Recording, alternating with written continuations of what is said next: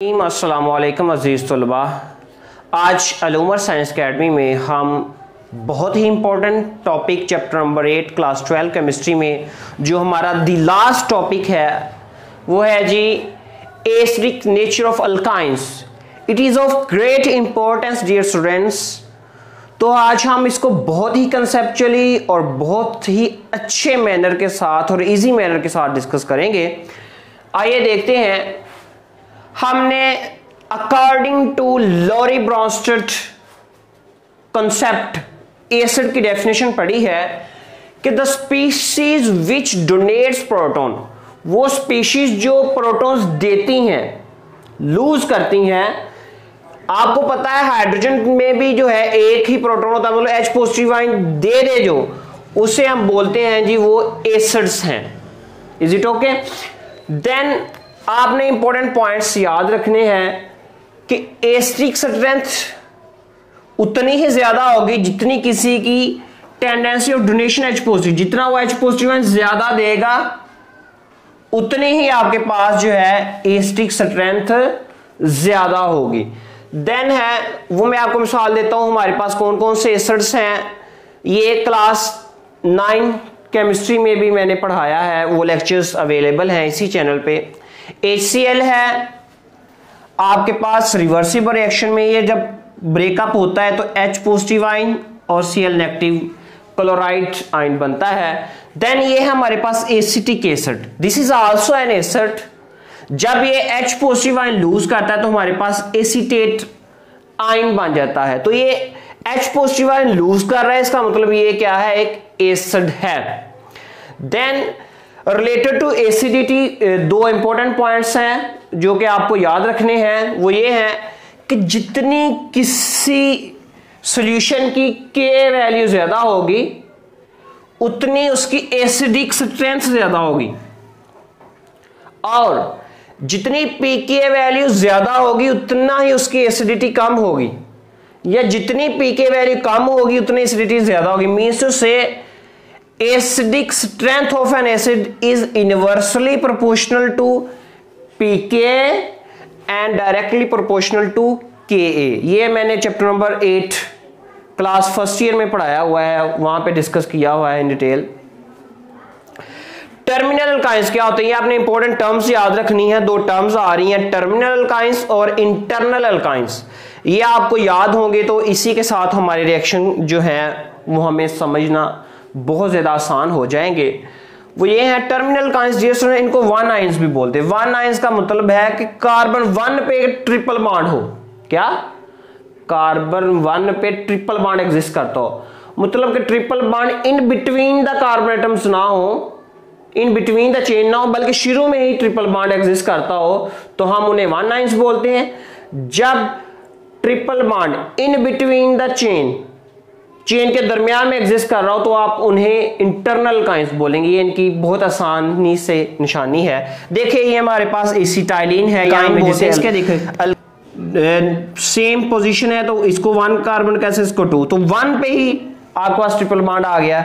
ऐसे ये प्रोपाइन है, ये 1 कार्बन 2 3, तो 1 पे ही आपके पास ट्रिपल बॉन्ड आ गया, तो ये भी आपके पास टर्मिनल बोलते हैं आखिर वाले को। ये भी देखें 1 2 3 4, तो इसलिए 1 ब्यूटाइन है, तो इसमें भी शुरू में ही ट्रिपल बॉन्ड लाई करता है, इसलिए हम इसको टर्मिनल अल्काइंस बोलते हैं। Then what about the internal alkynes?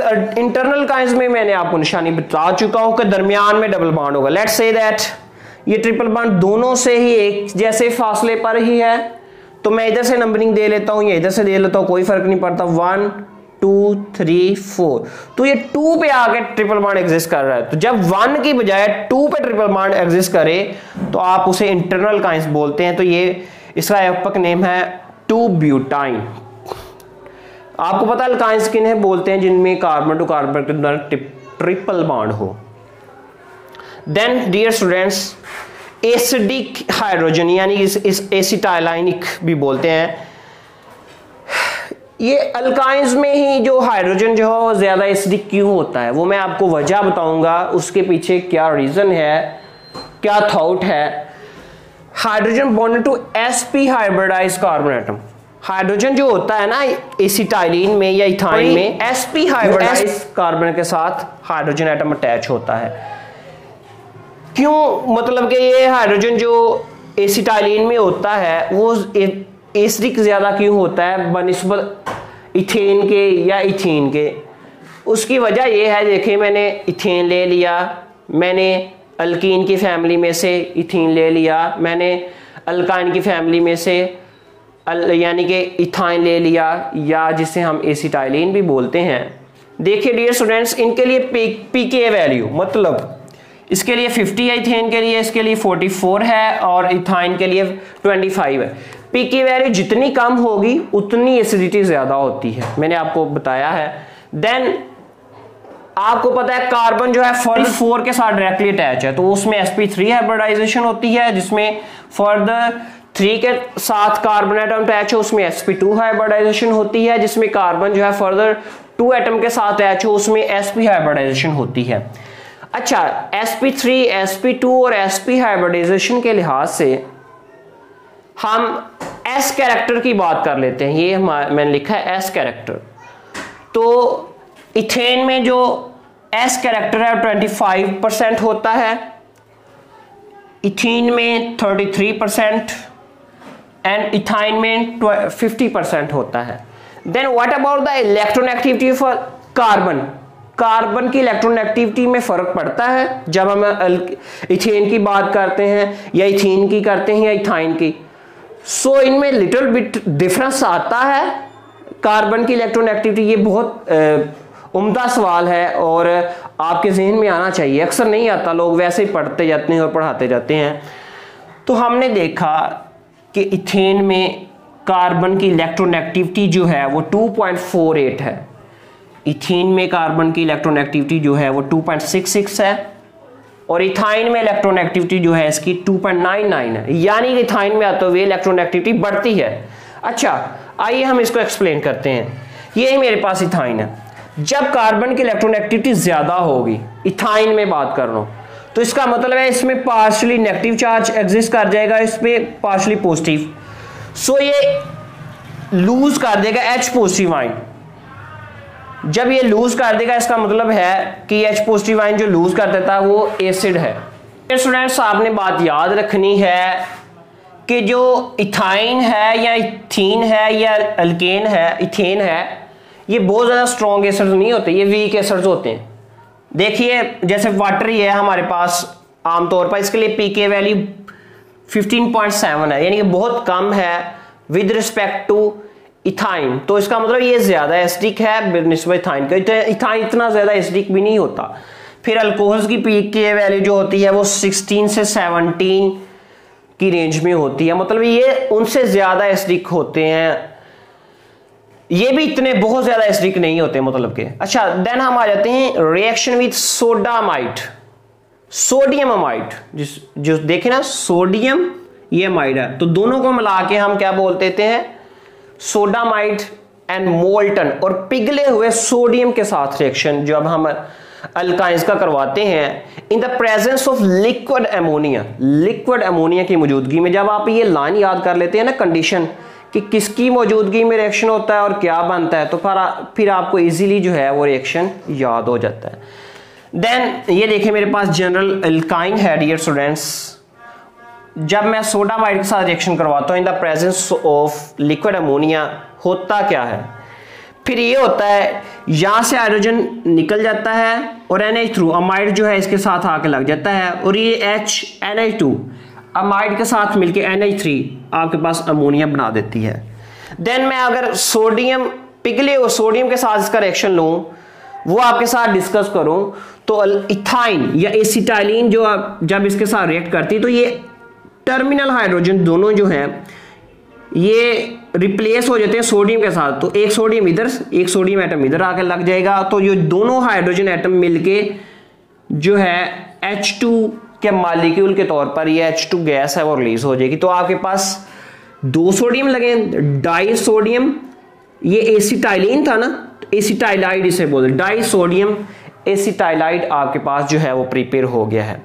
Then आप इसके यूजेस हैं, ये कहाँ कहाँ पे इस्तेमाल होता है कहता है सोडियम एसिटाइलाइड इज वेरी वेरिएबल। ये जो सोडियम एसिटाइल ये वाले की बात कर रहा हूं, फॉर केमिकल सिंथेसिस, बहुत सारी केमिकल प्रिपरेशन के लिए इस्तेमाल किया जाता है। इट इज सेकंड है, it is essentially ionic in nature. ये आयनिक इन नेचर होता है, मतलब ये देखें आपके पास आयन डेवलप हो जाता है इलेक्ट्रोनेगेटिविटी डिफरेंस की वजह से बिटवीन कार्बन एंड सोडियम की वजह से, ये आयनिक इन नेचर है। विद रिस्पेक्ट टू इथाइन में हाइड्रोजन और कार्बन के अंदर इलेक्ट्रोनेगेटिविटी का डिफरेंस इतना ज्यादा नहीं होता जितना इन दोनों के दरमियान है, कार्बन और सोडियम के दरमियान।